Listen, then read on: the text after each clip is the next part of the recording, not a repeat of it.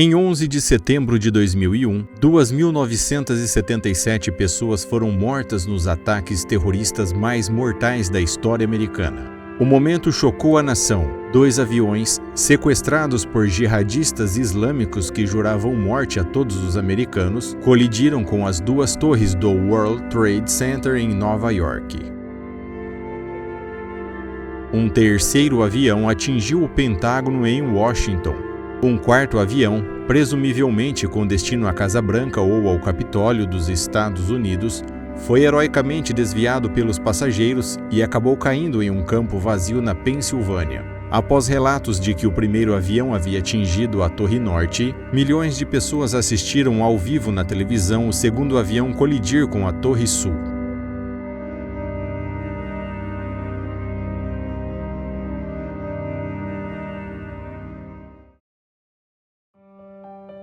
A semente da tragédia foi plantada muito antes, e o principal artífice era um homem, Khalid Sheikh Mohammed, ou KSM.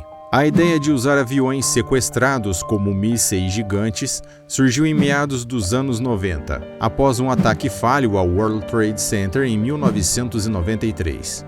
Um cúmplice desses ataques anterior já havia concebido um plano radical conhecido como Operação Bojinka, que incluía chocar um avião em um edifício federal americano. Em 1996, KSM levou essa ideia a Osama Bin Laden no Afeganistão. Inicialmente, Bin Laden estava focado em outras frentes, mas após emitir fatwas, decretos religiosos, exigindo a expulsão das forças americanas do Oriente Médio, ele viu essa ideia a ferramenta perfeita para um ataque devastador e simbólico. O plano estava aprovado. Vamos aqui abrir um adendo sobre o significado da palavra fatwas, conhecido como decreto religioso. Quando um líder como Bin Laden emitia uma fatwa, ela servia a 3 propósitos principais para a Al-Qaeda: legitimação, fornecer uma justificação religiosa, uma aprovação do Alcorão de que as suas ações violentas eram não apenas permitidas, mas obrigatórias.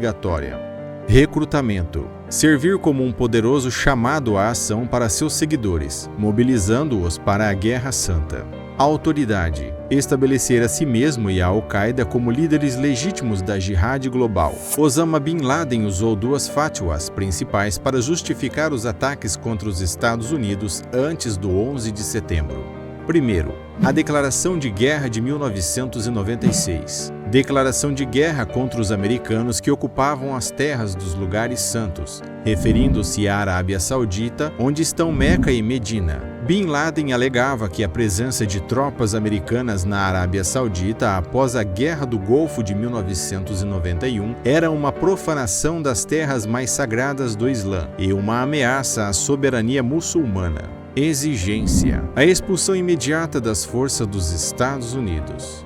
Segundo, a Fatwa da Frente Islâmica Mundial de 1998. Motivo: esta Fatwa expandiu a lista de queixas de Bin Laden, incluindo o apoio dos Estados Unidos a Israel, as sanções contra o povo iraquiano e a presença contínua das tropas americanas no Oriente Médio. A ordem mais grave: esta fatwa proclamava que era um dever individual, fard ain, de todo muçulmano matar americanos e seus aliados, civis e militares, em qualquer lugar do mundo. Ao emitir esta fatwa de 1998, Bin Laden não estava apenas dando uma opinião, ele estava tentando, primeiro, globalizar o conflito, transformar a luta da Al-Qaeda em um dever religioso que transcendia fronteiras nacionais. Segundo, justificar o assassinato de civis. A ordem de matar americanos e seus aliados indiscriminadamente foi a justificativa religiosa que pavimentou o caminho para a seleção de alvos civis como o World Trade Center.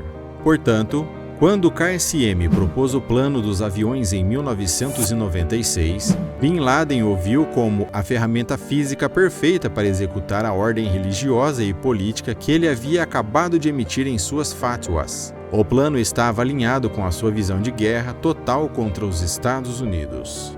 Os alvos foram escolhidos por seu simbolismo inegável, representando os pilares do poder norte-americano.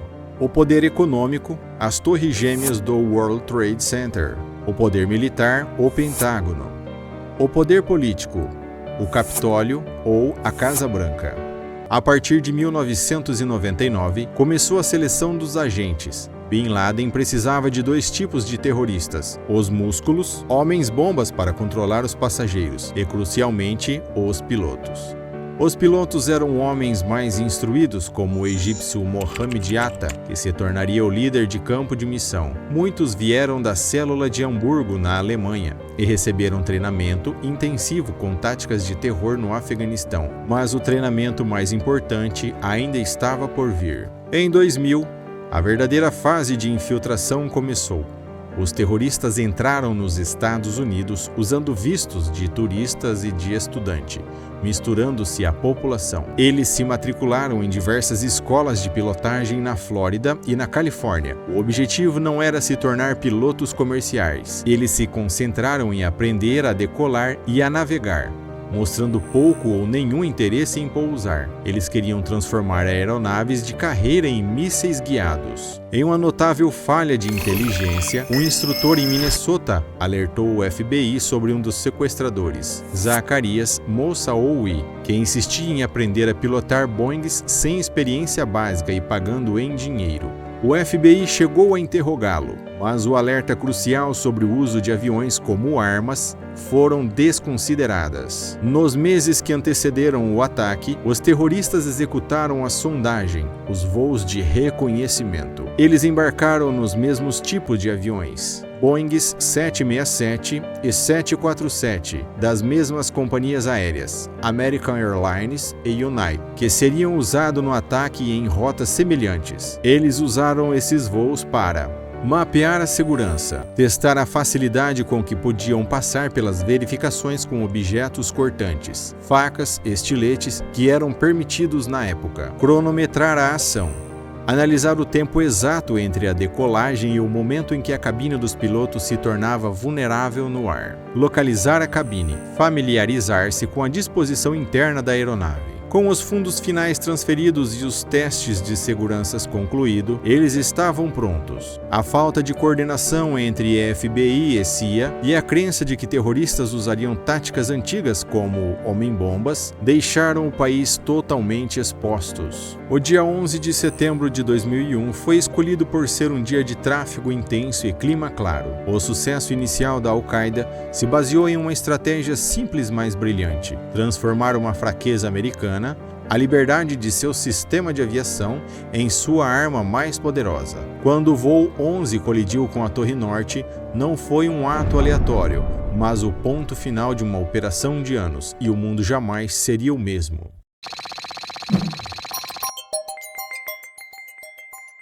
Às 5h45, Mohamed Atta e Abdul Aziz Al-Omari, 2 dos supostos sequestradores, passam pela segurança do aeroporto internacional de Portland, no Maine. Eles embarcam em um voo de passageiros para o aeroporto internacional Logan, em Boston, e em seguida embarcam no voo 11 da American Airlines. 7h59. O voo 11 decola de Boston com destino a Los Angeles, Califórnia, a 76 passageiros, 11 tripulantes e 5 sequestradores a bordo. 8h15. O voo 175 da United Airlines decola de Boston, também com destino a Los Angeles, a 51 passageiros, 9 tripulantes e 5 sequestradores a bordo. 8h19. Uma comissária de bordo do voo 11, Beth, alerta a equipe de solo que um sequestro está em andamento e que a cabine está inacessível. 8h20. O voo 77 da American Airlines decola de Dulles, nos arredores de Washington, com destino a Los Angeles. Neste voo, há 53 passageiros, 6 tripulantes e 5 sequestradores a bordo.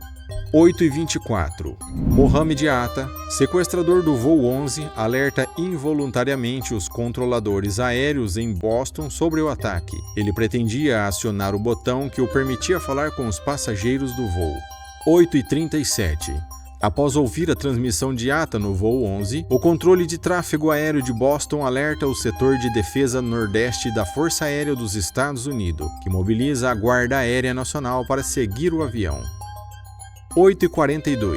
O voo 93 da United decola de Newark, Nova Jersey. após um atraso devido ao tráfego de rotina. O voo seguia para São Francisco, Califórnia. Neste voo havia 33 passageiros, 7 tripulantes e 4 sequestradores a bordo. 8 horas e 46 minutos. O voo 11 colide com a Torre Norte no World Trade Center. Todos os passageiros a bordo morrem instantaneamente e os funcionários do World Trade Center ficam presos acima do 91º andar. 9 horas e 3 minutos. O voo 175 colide com a Torre Sul do World Trade Center. Todos os passageiros a bordo morrem instantaneamente, assim como um número desconhecido de pessoas na torre. 9 horas e 5 minutos. O presidente George W. Bush, em uma sala de aula de uma escola primária na Flórida, é informado sobre o ataque à segunda torre. Seu chefe de gabinete, Andrew Card, sussurra a notícia assustadora no ouvido do presidente. Bush descreveu mais tarde sobre sua reação. Tomei a decisão de não me levantar imediatamente e sair da sala de aula. Não queria perturbar as crianças. Queria projetar uma sensação de calma. Eu já havia passado por crises suficientes para saber que a primeira coisa que um líder precisa fazer é projetar a calma. 9 horas e 28 minutos. Sequestradores atacam o voo 93. 9 horas e 37 minutos. O voo 77 colide com o Pentágono. Todos os passageiros a bordo morrem instantaneamente, assim como 125 civis e militares no prédio. 9 horas e 45 minutos. O espaço aéreo dos Estados Unidos é fechado pela Operação Yellow Ribbon. Todas as aeronaves civis recebem ordem de pousar no aeroporto mais próximo. 9 horas e 55 minutos. O Força Aérea 1, com o presidente George W. Bush a bordo, decola da Flórida. 9 horas e 57 minutos. Passageiros do voo 93 começam a correr em direção à cabine. Já o piloto começa a balançar o avião para frente e para trás na tentativa de desestabilizar a revolta. 9 horas e 59 minutos. A Torre Sul do World Trade Center desaba. 10 horas e 2 minutos. O voo 93 atinge um campo vazio em Shanksville, Pensilvânia. Embora seu alvo final seja desconhecido, provavelmente se dirigia à Casa Branca ou ao Capitólio dos Estados Unidos. 10 horas e 18 minutos. O presidente Bush autoriza o abate de qualquer avião que não esteja em solo. Àquela altura, todos os aviões sequestrados já haviam caído, mas a equipe do presidente acreditava que o voo 93 ainda estava no ar. 10 horas e 28 minutos. A Torre Norte do World Trade Center desaba. 10 horas e 53 minutos. O secretário de Defesa, Donald Rumsfeld, ordena que as Forças Armadas dos Estados Unidos passem para um estado de alerta mais alto, indo para DEFCON 3. DEFCON 3 é um estado de alerta militar elevado usado pelas Forças Armadas dos Estados Unidos. Faz parte da escala de 5 níveis de prontidão de defesa, em que o nível 5 é o estado de paz e o nível 1 é a prontidão máxima para uma guerra nuclear. 12 horas e 15 minutos. O espaço aéreo dos Estados Unidos está completamente livre dos voos comerciais e privados. 17 horas e 30 minutos. O prédio 7 do World Trade Center desaba. A tragédia de 11 de setembro de 2001 jamais será esquecida e suas consequências ainda continuam a se desenrolar. O Memorial e Museu do 11 de setembro foi inaugurado no local do antigo World Trade Center em 11 de setembro de 2011 e conta com espelhos d'água no local onde antes ficavam as Torres Gêmeas. Este é o canal Conhecer e Descobrir. Eu sou William e te vejo no próximo vídeo.